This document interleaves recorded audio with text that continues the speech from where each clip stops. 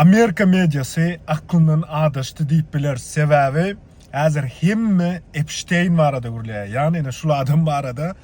Yani hazır Epstein'in taze dosyaları öne çıkandan sonra, hazır indi adamlara çıkandan sonra West Amerika medyası şu an dünyada deyip bilirin Epstein var adı gurlaya ve en gızıklı adam indi bize has böyle kızatırken en gızıklı değil.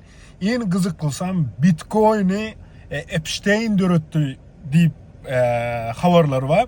Yani yine dokumentleri görüp bilirsiniz. Men bilemok doğru mu doğru değil mi her zat bolup bilir.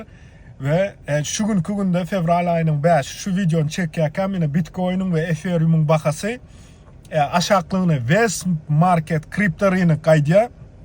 Ne только kripto, hazır Amerikan aksiyalarının için hem zat düşüp otuyor. Bu kim için, Go kimin için, evet, точно bilemok.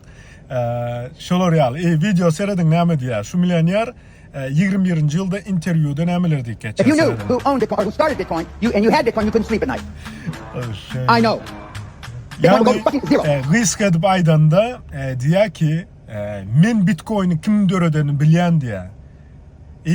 Siz de kaçanı Bitcoin'i kimin dörödeni bilseniz yatıp bilmersiniz diye ve Bitcoin ne öyle gelecek hem kişinin pulunu yitirecek diye. Şimdi size soru. Ne mi düşünüyorsunuz bu arada?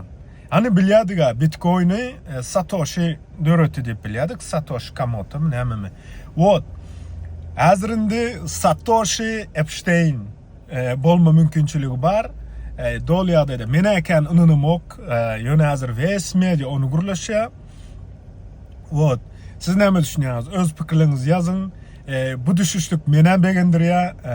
Men naborat hem Bitcoin hem Ethereum ve belki aksiyalardan öz portföyümü dolduracak. Yani yine de satın almayı düşünüyen. Siz ne mi düşünüyorsunuz? Yazın öz fikirlerinizi.